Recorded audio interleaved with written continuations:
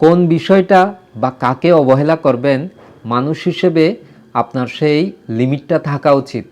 আপনি যদি কোনটাকে অবহেলা করবেন আর কোনটাকে গুরুত্ব দেবেন সে সম্পর্কে কোনো আইডিয়া না রাখেন, তাহলে অনেক ক্ষেত্রেই আপনাকে বিপদে পড়তে হতে পারে।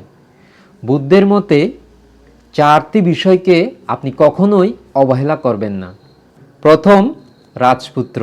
এখন হয়তো রাজার শাসন নেই, কিন্তু সরকার আছে, সরকারের প্রধানমন্ত্রী আছে, প্রেসিডেন্ট আছে, তাদের ছেলে মেয়েদেরকেও রাজপুত্র হিসেবে গণ্য করা যায়।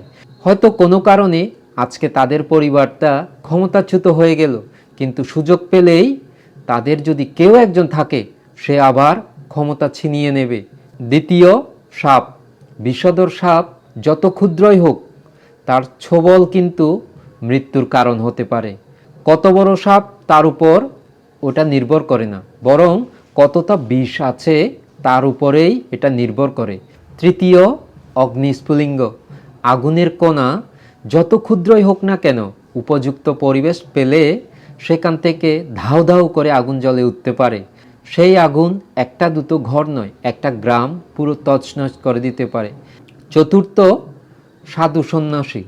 প্রকৃত সাধু সন্ন্যাসী নীতিগতভাবে ঠিক থাকে, শীল পালন করে, সে কারণে তাদের মধ্যে একটা পুণ্যতেজ সৃষ্টি হয়, যার কারণে তাদের সাথে যদি কেউ খারাপ কাজ করে, তারা যদি অভিশাপ দেয়, সেই অভিশাপ কাজে লাগে।